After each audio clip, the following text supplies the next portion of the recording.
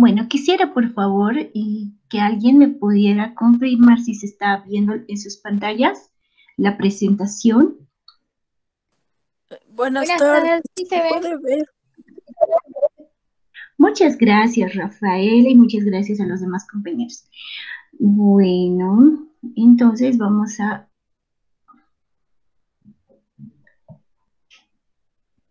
continuar. A ver.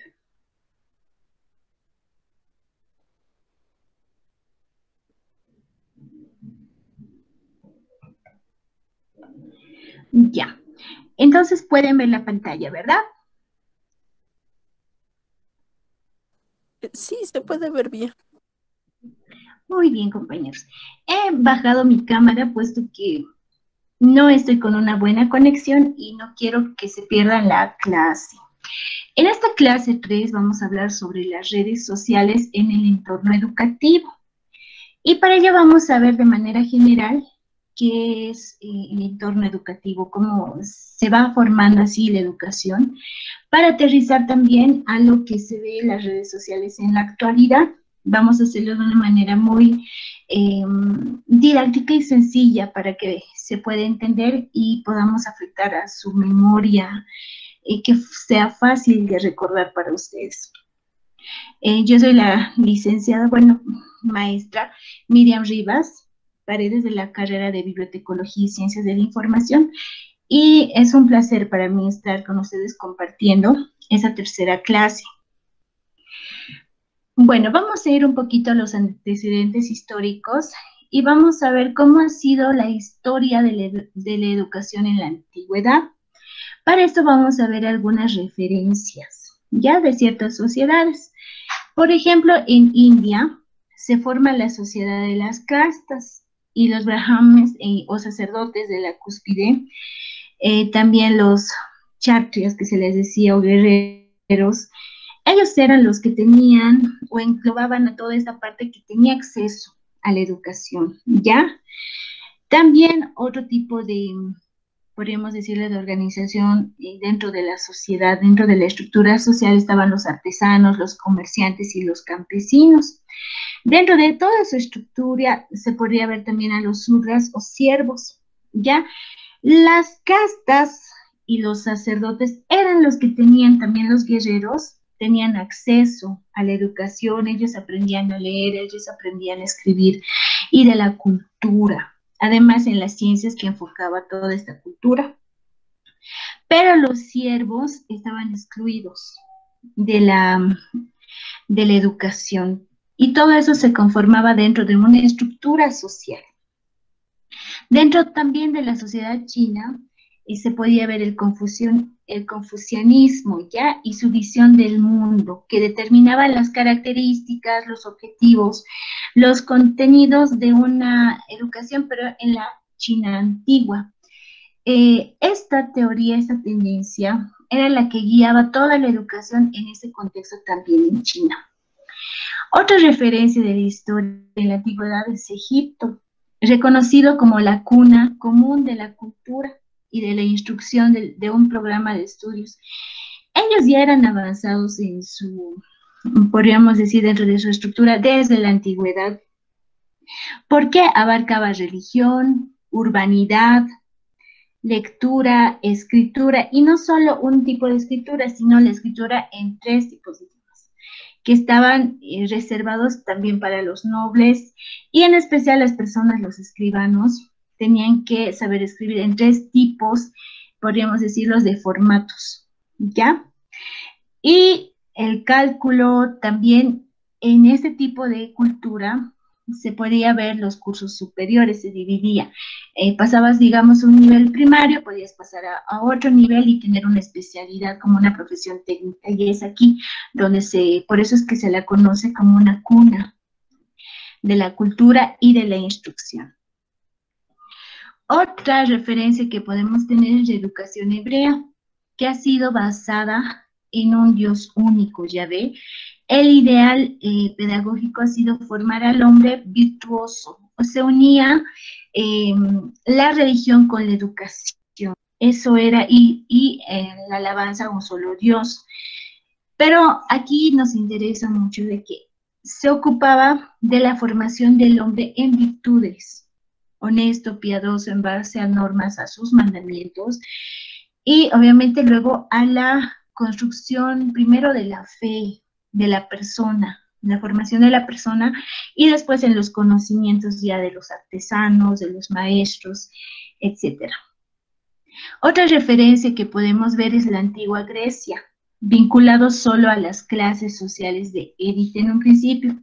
Con el paso del tiempo hubo una democratización y la educación que se fundamenta en el principio ideal de crear ciudadanos, ciudadanos que sirvan al fortalecimiento del Estado.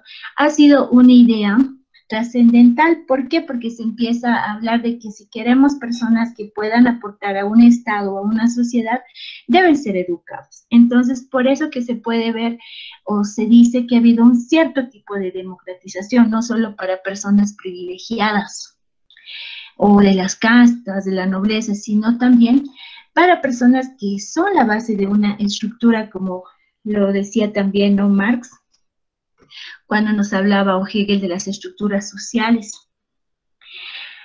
Haciendo un recorrido también podemos observar sobre la educación en la Edad Media. Esto sucede más que todo, digamos, una revolución durante el Renacimiento y el humanismo, durante los siglos XV y XVI, época en la que se pretende recuperar el legado de la civilización clásica de Grecia y de Roma. Ya se trata de buscar, se crea un nuevo modelo de educación, ya se está buscando una educación más abierta, pero una educación también con especialidades. Y empieza a nacer también, ¿no?, la universidad, organizaciones, pensamientos filosóficos, empiezan a crear más, digamos, mejorar la técnica, aplicar tecnología para el desarrollo de sus mismas sociedades. En esta época podemos ver a Juan Amos Comenius, que ha sido uno de los pedagogos que más ha influido en la educación moderna y el primero en hablar de las primeras escuelas, ya que no consideraba a la familia como la primera institución en la cual el niño aprendía valores. Comenius también instala los más relevantes mecanismos que se van a perpetuar a lo largo de varios siglos también en la pedagogía moderna. Es decir, él hace un plano didáctico para la educación, para orientar la instrucción en los ciudadanos, en los niños, y también al nacimiento de las escuelas. La sociedad del conocimiento y el entorno tecnológico. Todavía podríamos ver una serie de repercusiones, podríamos decir, epistemológicas, teóricas, de qué tipo de sociedad estamos viviendo en la actualidad.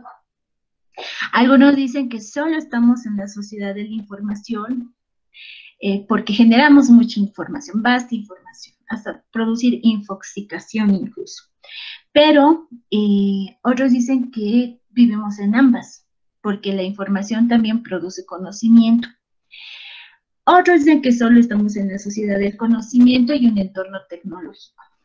Pero algo nos queda claro: nuestra sociedad está evolucionando y no es la misma que digamos hace 20 años. Nuestra sociedad va corriendo con la información y con la tecnología. Entonces, si bien estábamos en una sociedad de la información, también se va a llegar a una sociedad del conocimiento, o vivimos ambas sociedades. Para esto voy a tomar al autor Castells, ya que nos da una breve definición, o al menos para tener un panorama de qué tipo de sociedad estamos viviendo en la actualidad. Es decir, que la sociedad del conocimiento y el entorno tecnológico es como un código para hablar de una transformación sociotecnológica, puesto que todas las sociedades son del conocimiento. Y es verdad, Castells nos dice, no puede haber en cada etapa de la sociedad desde que se forman, digamos, tal vez desde el estudio de las cavernas, las familias que habla también Hegel y Engels, también la familia Punalúa, las tribus, han sido todas forjadas por el conocimiento y la tecnología de su época, pero sí ha sido un desarrollo tecnológico. Y ahora hablar de una sociedad del conocimiento en el entorno tecnológico también es una forma de identificar el tipo de sociedad como un código de lo que estamos viviendo, una transformación sociotecnológica, porque a la par de que la tecnología va creciendo, también se ve una transformación rápida de la sociedad, una reacción violenta, revolucionaria, diría, de la sociedad frente a lo que vemos las tecnologías. Sabemos que desde la antigüedad la tecnología ha sido los grandes booms para el desarrollo del ser humano. Pero cuando ya tenemos más tecnología, ya no sabemos qué hacer, entonces también produce un efecto en la sociedad. En todas las sociedades obviamente se ha generado información y también conocimiento que han sido heredados, transmitidos, registrados, tal vez en papiros, en piedras, o simplemente heredados por las costumbres, heredados por las maneras de hacer, por las tradiciones, etcétera. Entonces, las sociedades históricamente conocidas también de información y del conocimiento han sido decisivas en el poder, en la riqueza, en la organización social. La información va a ser poder para ese tipo de pensamiento. Se trata también de una sociedad en que las condiciones de generación de conocimiento y procesamiento de información han sido sustancialmente alteradas por una revolución tecnológica centrada sobre el procesamiento de información, la generación del conocimiento y las tecnologías de la información. Van a ser los que van a generar nuevas condiciones de conocimiento, de procesamiento de la información y también desarrollo de poder, desarrollo de riqueza y nuevas formas de organización social. Al hablar de la sociedad del conocimiento, nos estamos refiriendo a un nuevo paradigma tecnológico que tiene dos expresiones fundamentales. Una va a ser el Internet o la Internet, y la otra la capacidad de recodificar los códigos en este tipo de materia. Estamos hablando no solo de entender y codificar la información ya desde los dispositivos, sino también de cómo entendemos o qué puede llegar a representar Internet en este tipo de sociedad y ver las influencias decisivas, no solo en la sociedad, sino en todo tipo o en las diferentes culturas. Y la dimensión cultural, es decir, el sistema de valores, creencias, que lo vamos a entender así, y las formas de construir mentalmente una sociedad es decisiva en la producción y las formas también de Internet. No solo las tecnologías van a ir afectando a la cultura, sino también el ser humano motivado por estas tecnologías desarrolla nueva cultura, desarrolla nuevas formas, desarrolla nuevas, tal vez nuevas creencias, nuevas formas de comunicarse, de expresarse, nuevas formas de construir. Internet en la dimensión cultural va a ser, bueno, Internet va a ser no solo tal vez una tecnología potente que ha sido insertada a la práctica social, en la dimensión cultural, donde están las creencias, donde está lo que nosotros entendemos, cómo hemos sido formados, lo que practicamos y nuestra forma de ser también representa la cultura, tiene sus efectos de una manera dialéctica con Internet, con lo que representa Internet, porque una vez que existe como tecnología potente, se inserta en la práctica social y va a tener efectos importantes. Uno va a ser la innovación, el nivel económico que tal vez vayan a desarrollar muchos países, y por otro lado, el desarrollo de otras formas culturales de la sociedad, de la creación cultural y artística. Internet se crea en 1969, como seguramente ya lo recuerdan, y se financia por un departamento, es decir, por el Departamento de Defensa de Estados Unidos. Ha sido un experimento ¿para qué? Para mejorar la señal, la comunicación, para, incluso podríamos decir, el espionaje. Entonces, ¿qué aspectos culturales podemos ver de Internet? Para este autor, que es Castells, existen 4 capas culturales de Internet. Una va a ser la capa universitaria. Estamos hablando del aspecto social, Estamos hablando del aspecto cultural, de las relaciones sociales, de los grupos, de las personas. Una va a ser una universitaria de educación, del campo educativo, la formación, que también se revoluciona con Internet. Otra, la de los hackers, de las formas culturales alternativas, va a ser otra, formas culturales alternativas, y una de la empresa. La primera cultura, o al menos la capa cultural, va a ser la universitaria meritocrática, que se trata de la apertura de la investigación y de la idea de que lo más importante es la excelencia académica y la excelencia de la investigación. Aquí se reflexiona sobre las exigencias que se viven en este campo. Ya no solo es lograr tal vez un diplomado o tal vez solo, digamos, salir bachiller, luego tener un estudio técnico superior, universitario, luego ya son posgrados, un diplomado, ya no es suficiente. ¿Por qué? Porque las exigencias también culturales exigen más mérito. Y las investigaciones ya no es solo publicar un libro, sino es que tengas pares intelectuales, es decir, pares que te supervisen, publicarse en una revista de investigación donde los evaluadores sean serios, críticos, y ahí es cuando tu investigación vale. ¿Por qué? Porque se va validando con expertos, con personas que exigen más el nivel académico. Esa es una capa de excelencia en la investigación. El segundo nivel va a ser cultural, que surge de la innovación tecnológica. Es decir, todos los protocolos sobre los que está basados, aquí hemos dicho los hackers, ¿no? Pero que va a ser más que todo englobado sobre estos protocolos de Internet y el código libre. Todos están en la red, pueden bajar, utilizar, pero eso es gracias a quién, dice Carter. Gracias a los hackers, no los crackers, que son los ladrones, no los pillos que roban, que hacen daño. No. Los hackers que van haciendo accesible lo que tal vez para muchas empresas era comercial, era cerrado, restringido y muy costoso. Entonces, estas personas, para dar acceso a los datos de ciertos programas y que sea de uso general, entonces han logrado tener esos accesos. Son personas y ellas que han logrado dar los códigos, el acceso libre, el lenguaje libre. Y les da placer el hacerlo, porque entienden esa tecnología y quieren que se utilice.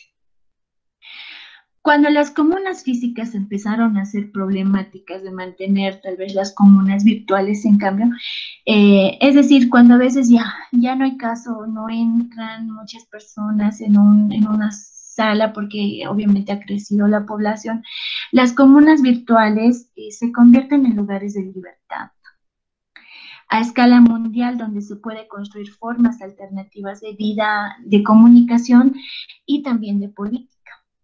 Estamos reflexionando sobre el entorno que Internet nos está dejando en la sociedad y en la cultura. Y también las personas que son aquí protagonistas, podríamos decir, esas personas que entienden los códigos, entienden esta tecnología y con ella pueden desarrollar no solo las vidas, mejorar y desarrollar la comunicación, incluso insertarse en el mundo político, porque ya se empieza a tener más libertad de expresión. La tercera capa cultural se formó, o al menos se forma a través de la historia de Internet, que van a ser las formas culturales alternativas, con un espacio de libertad, de poder hacer los memes que uno quiera, expresarse, lo que a veces también es raro y todos lo han visto, ¿no? Lo importante tal vez es la creación tecnológica para las comunidades virtuales, la aplicación de la tecnología a la inclinación cultural, política, personal, de difusión de ideas, debates a escala global, tal vez lo global a lo local o de lo local a lo global. Se empiezan a abrir las fronteras y obviamente estos efectos van a causar repercusiones en una sociedad. Y la cuarta cultura, o al menos que nos habla Castel, se monta sobre todo en los años 90, que es la suficiente densidad tecnológica para crear una cultura empresarial. Internet es la combinación de 4 culturas que se apoyan mutuamente. una cultura universitaria, de investigación, tal vez una cultura de los hackers, o es decir, la pasión de crear, de reconocer, entender esta tecnología y de hacerla accesible. Una cultura también contracultural, valga la redundancia, de inventar nuevas formas sociales. Y la cultura empresarial, de hacer dinero a través de la innovación. Y todas ellas en un común denominador que va a ser una cultura de libertad. Las redes. A veces cuando hablamos de redes sociales, solo nos llega a nosotros Facebook, Twitter, porque es el entorno de los millennials. Es en lo que han nacido. Es más, los niños que recién van a nacer ya son nativos digitales. Pero las redes sociales siempre han existido. ¿Por qué? Las personas tienen la capacidad de estar siempre en sociedad, de estar siempre reunidos, de buscar redes con fines, objetivos mutuos que les ayude a lograr objetivos también sociales.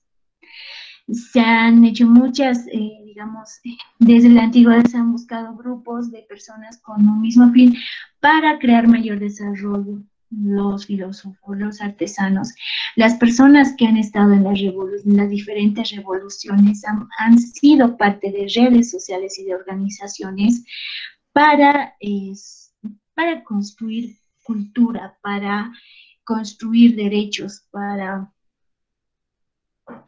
buscar libertad. La nueva economía es la economía de las empresas. En esta sociedad de la información y del conocimiento no vamos a excluir a ninguna de ellas para no entrar en ningún tipo de debate. Está mostrando también efectos en todas las estructuras sociales, en todas las culturas. ¿Y es por qué? Porque el factor tecnológico y de la tecnología siempre ha tenido repercusión en cada etapa social. Desde la primera revolución industrial, la segunda, es más, podríamos decir desde que el hombre tiene dominio de fuego, si vamos retrocediendo, ¿no? Cuando va descubriendo tecnología, cuando usa sus manos para trabajar, cuando busca de su mente, de su imaginación, aspectos que le ayudan a mejorar su calidad de vida, ha sido gracias a eso que el desarrollo sobre las tecnologías siempre han afectado a la sociedad. Es por eso que también, hablando de redes, podríamos ver que la nueva economía es la economía de las empresas, que se reorganizan como en redes empresariales, en redes industriales, de agroespecíficas, de vinicultores, de libreros, de textiles, de artesanos, y que van a innovar en cuanto a la capacidad de nuevas formas de crear riqueza,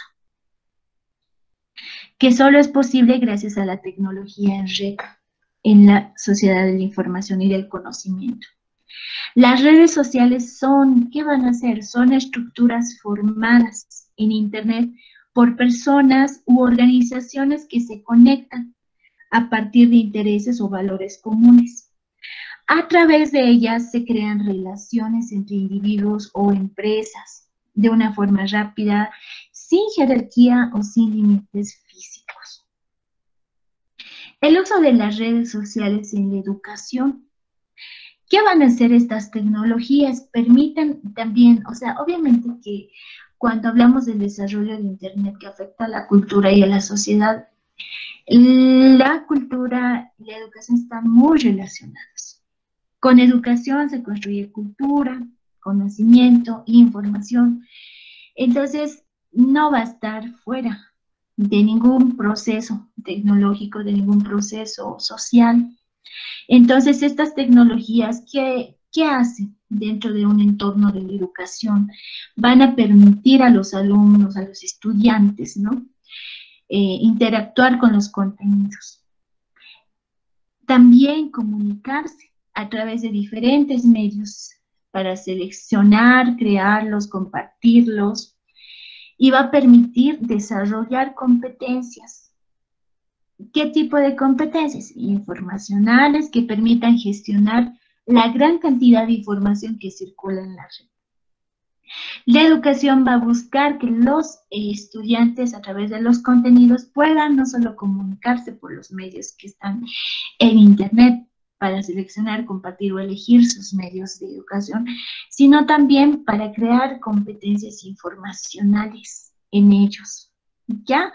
Para que puedan seleccionar la información que les sirve, la información que es útil dentro de su educación o que la necesitan. Tobón explicaba mucho, es un autor que nos habla de las competencias. Él decía que alguien, una persona, un estudiante o el ser humano aprende por necesidad o por motivación y así se desarrollan las competencias.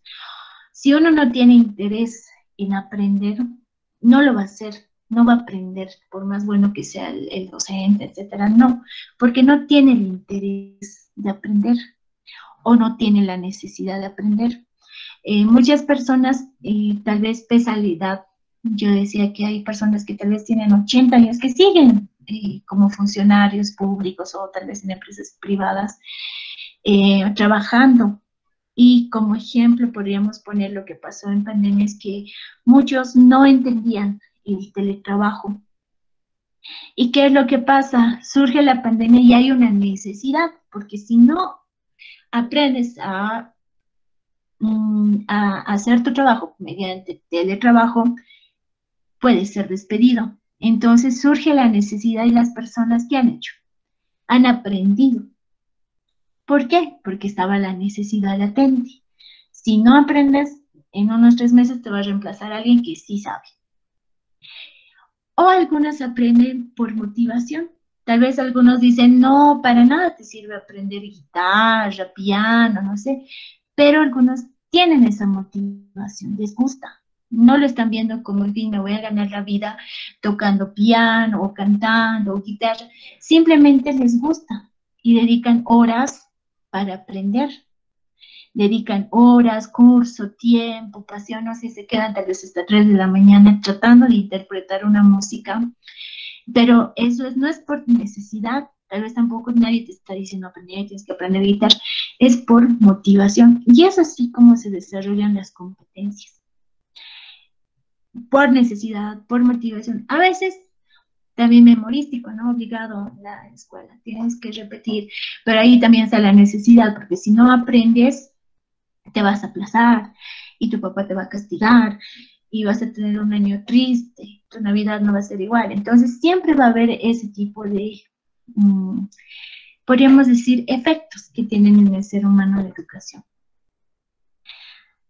Las redes sociales en el contexto educativo.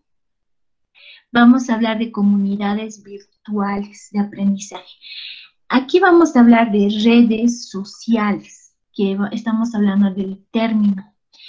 A veces existe una confusión con los mass media, que serían ya las aplicaciones que te sirven a hablar más, o sea, otro tipo de medios de comunicación masiva, le diría.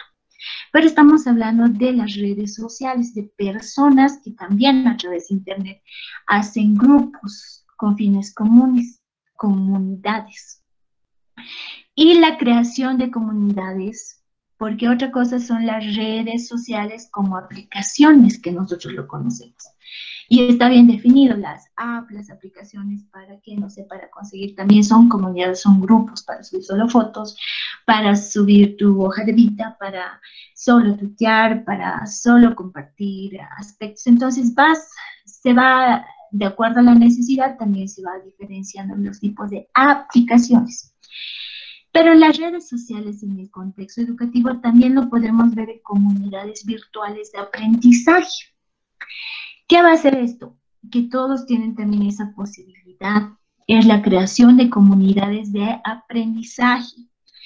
Es decir, cómo crear grupos temáticos de individuos con una finalidad educativa. Se fundamenta en el hecho de que las personas aprendemos también socialmente.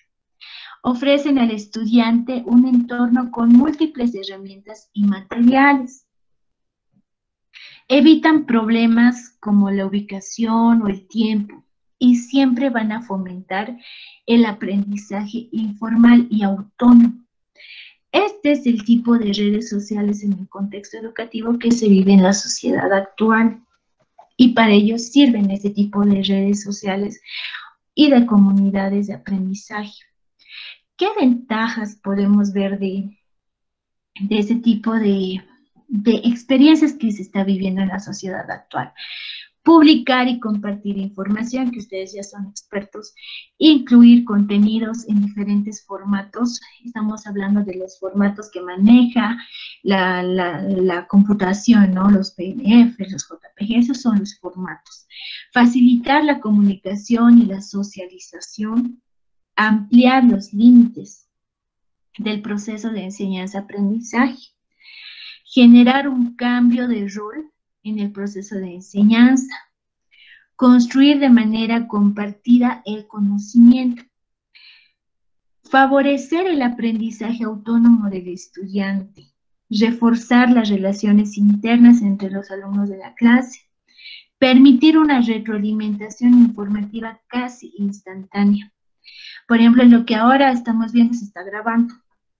Y si algo te lo has perdido, justo has ido, no sé, a tomar tu té, no sé, un refresco, entonces lo puedes ver. Pero aquí también hay dos aspectos. Van a favorecer el aprendizaje autónomo del estudiante.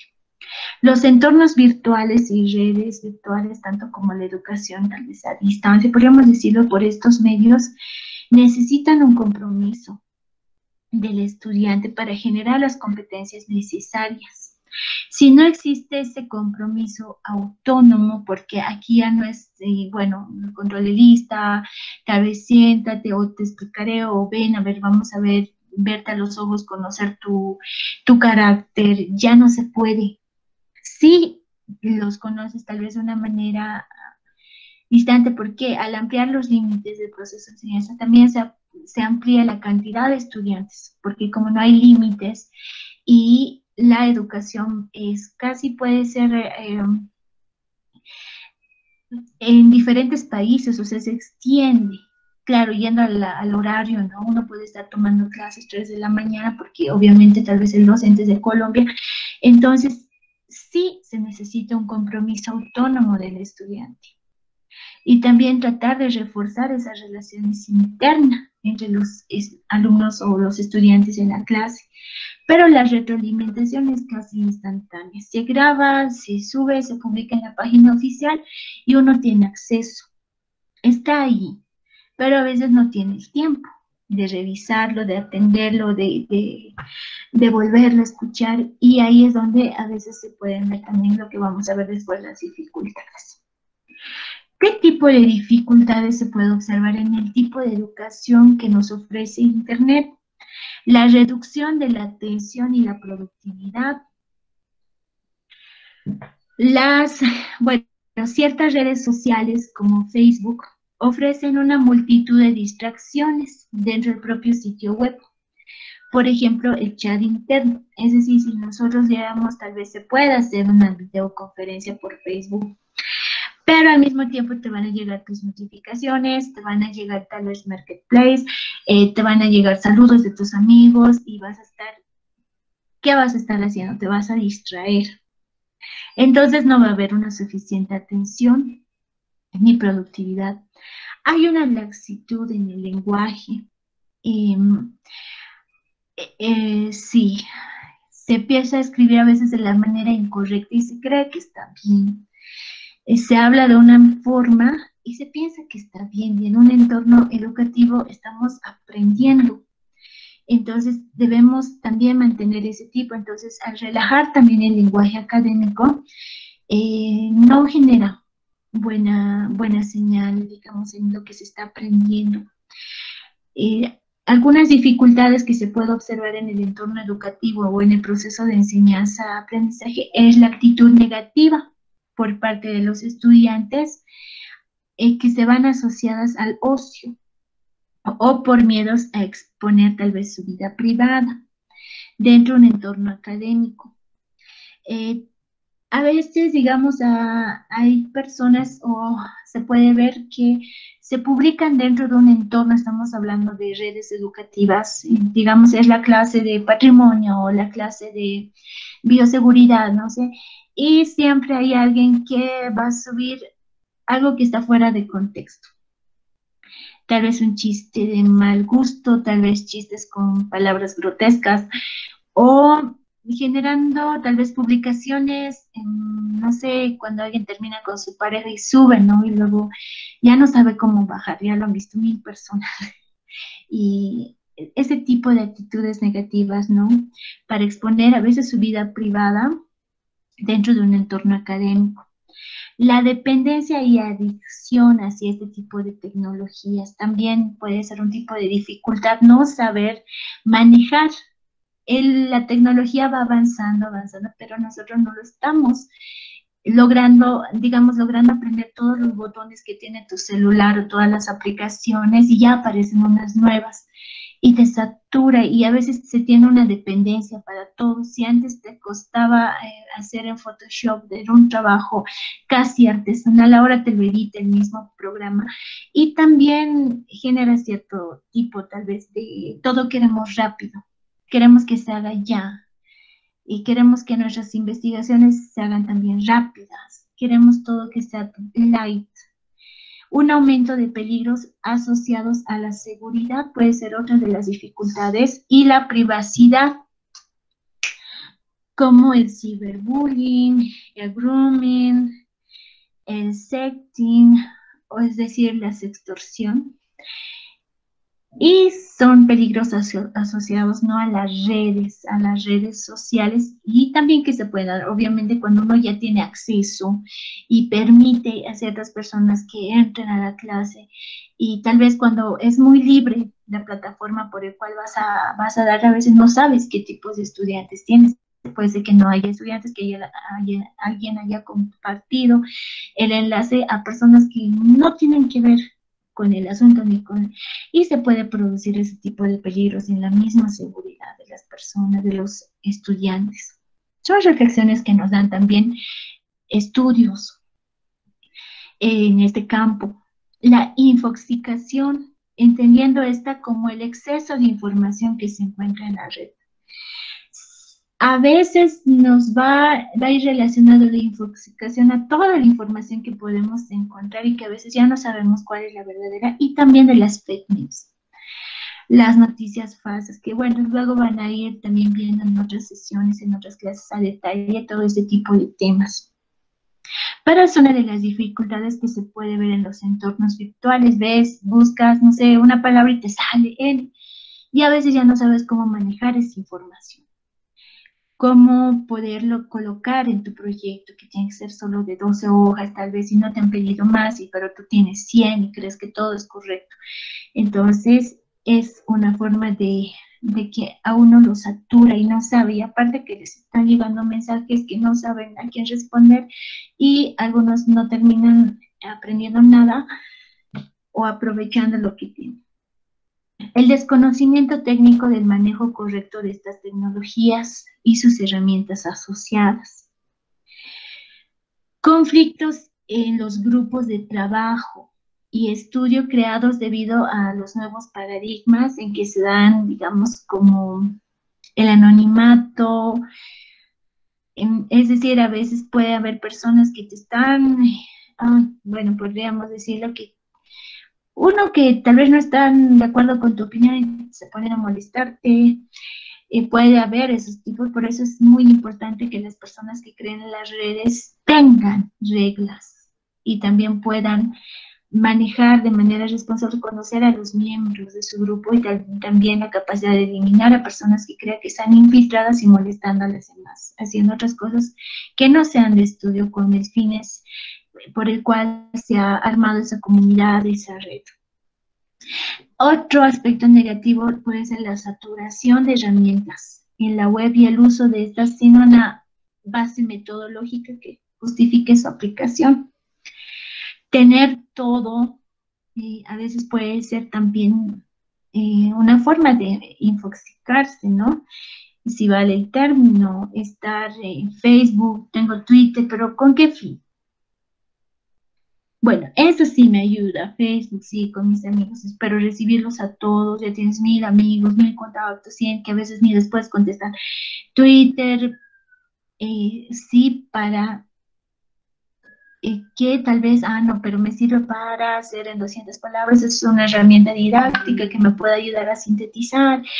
Y N aplicaciones que tal vez lo quieres usar, quieres saber, pero te estás saturando con las herramientas. Y al saturarte tampoco estás aprendiendo. Tu entorno se está, no sabes por qué no vas a tener tiempo de responder todas tus cuentas. Salvo tengas tal vez un fin, un uso y de verdad te sirva. En la tecnología siempre van a ser medios de, son medios, son herramientas que deben ayudar, no perjudicar a las personas. Entonces, si tú crees que te está ayudando, utilízalas, ve su mejor aplicación, pero no te sientas saturado o infoxicado para poder aprovecharlo. Tal vez aunque el listado que les haya dado parezca de peligros, parezca superior a las ventajas, la mayoría de estas dificultades son superables y están asociadas principalmente a los miedos o a la novedad, al desconocimiento de estas tecnologías. Si bien les he dado una gran lista que parece que se han asustado, no, ¿para qué ha llegado la tecnología? Todas son superables y todas son manejables. Lo que no se debe permitir es dejarse llevar por, eh, por tecnologías que te distraigan, que te saquen de tal vez de las cosas que realmente importan, del sentido de tu función social que tienes dentro de una sociedad, dentro de una familia, dentro de una estructura a la cual tú quieres ayudar, a la cual tú perteneces y quieres formar parte.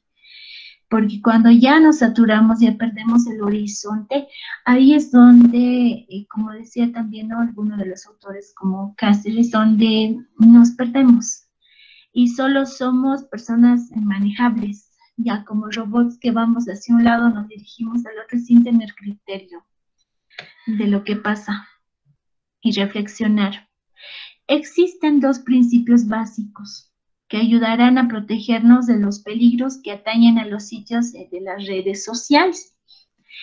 Va a ser una alfabetización digital en dichos contextos sobre el uso, la privacidad y cómo utilizarlas.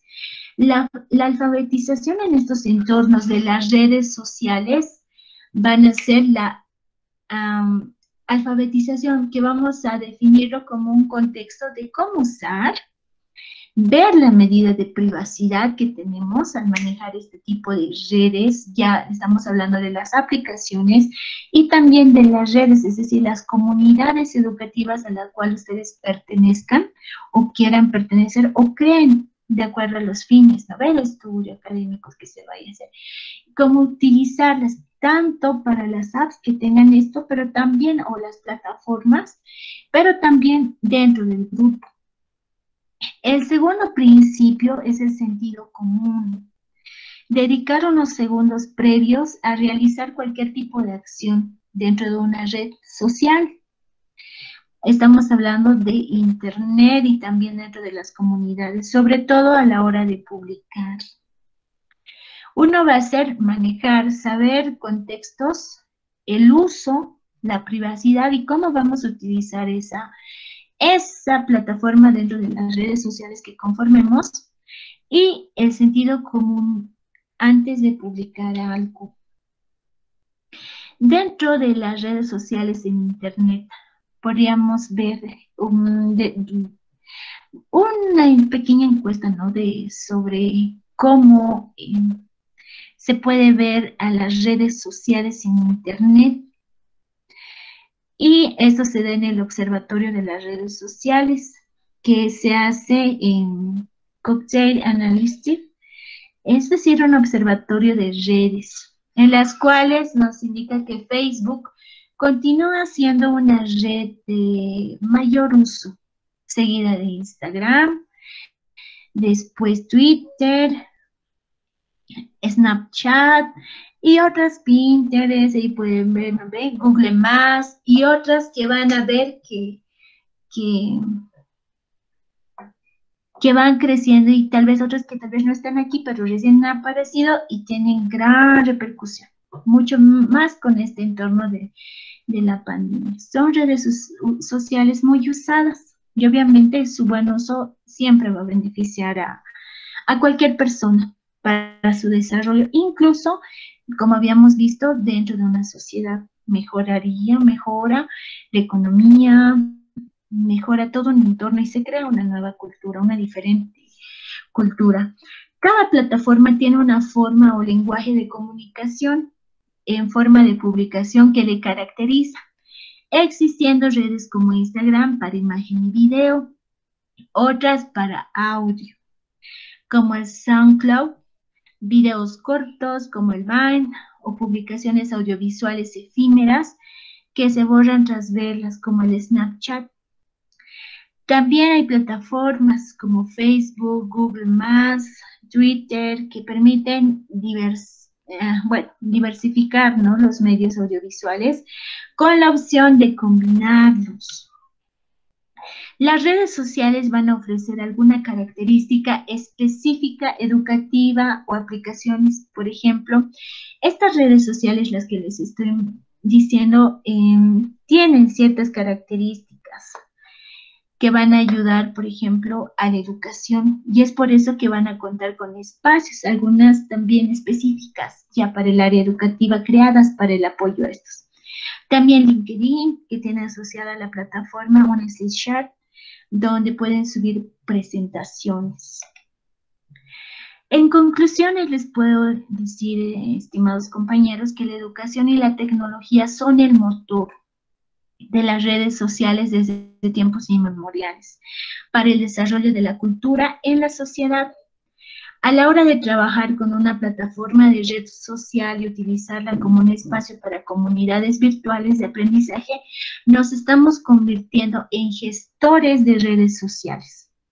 Una figura conocida como el Community Manager, en eso se están convirtiendo cuando ya tienen un fin educativo, una red social, una comunidad con un fin. Las redes sociales en el entorno educativo, ¿qué buscan? Dinamizar la comunidad, fomentando la participación de los miembros, animándoles a crear contenido, compartirlo, motivar a la investigación. Eso es un fin de una red social.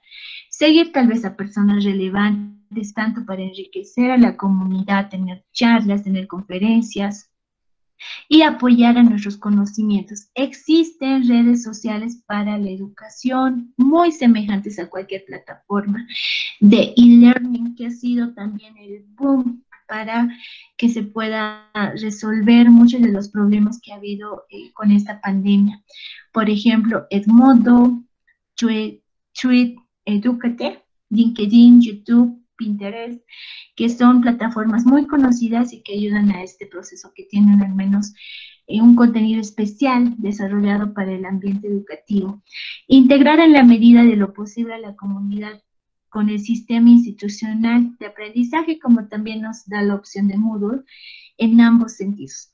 Desde los inicios de la red social ha potenciado, ¿no? Se ha basado el uso también de los hashtags dentro de las redes sociales, dentro de las plataformas, para dar a conocer y clasificar las publicaciones. Estos hashtags son enlaces que nos ayudan a clasificar la información. No es decir hashtag esto, hashtag. Ayuda a clasificar la información para que pueda ser de fácil búsqueda y de fácil acceso. Es una herramienta interesante y útil para nuestra también asignatura, ¿no? Para buscar publicaciones relacionadas. Entonces, dentro de tu comunidad le pondrás hashtag, ciencias de la información, hashtag. ¿Por qué? Porque lo vas a encontrar dentro del tema que estás desarrollando dentro de tu, de tu red social, dentro de la comunidad que vas a formar. Les dejo algunas fuentes complementarias y para que puedan ver también algunos enlaces de Moodle, de Tweet Educate, para que ustedes puedan verlo, ¿no? Puedan puedan experimentar un poquito con todo lo que les estamos, bueno, con todo lo que se les está diciendo.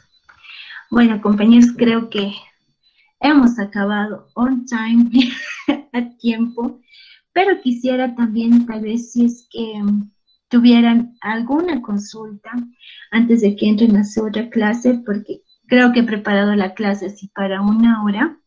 Espero que les haya gustado esta clase y también espero que muchos de ustedes también sean parte, ¿no? De la UMSA, sean parte de la facultad, tal vez de cualquiera de las carreras que estamos haciendo. Ha sido para mí un gusto pasar con ustedes y de verdad les deseo todo lo mejor. Bueno, tienen la palabra si es que alguien quiere decir algo. Buenas tardes, quisiera agradecerle por su exposición, estaba muy interesante y quería preguntarle sobre el autor que puso en su última diapositiva. Quería anotar el nombre, pero no lo pude anotar. Ah, ya. El autor es Castells y él es el que habla de tecnología del 2013, pero no se preocupen porque esta grabación les vamos a subir, o al menos se va a quedar ahí en la grabación y van a poderlo ver. Oh, muchísimas gracias. No, de nada, de nada. Bueno, creo que ya tienen su otra clase, compañeros. Me despido de ustedes y les deseo todo lo mejor. Y bueno, otra vez, ojalá algunos los pueda ver en la carrera Ciencias de la Información. Y bueno, desearles que sigan adelante. Es muy interesante que los estudiantes tengan el acceso a, bueno, no, las herramientas nos están ayudando a poder abrir fronteras, a poder abrir puertas a veces que se veían cerraditas. Y yo sé que muy pronto nos vamos.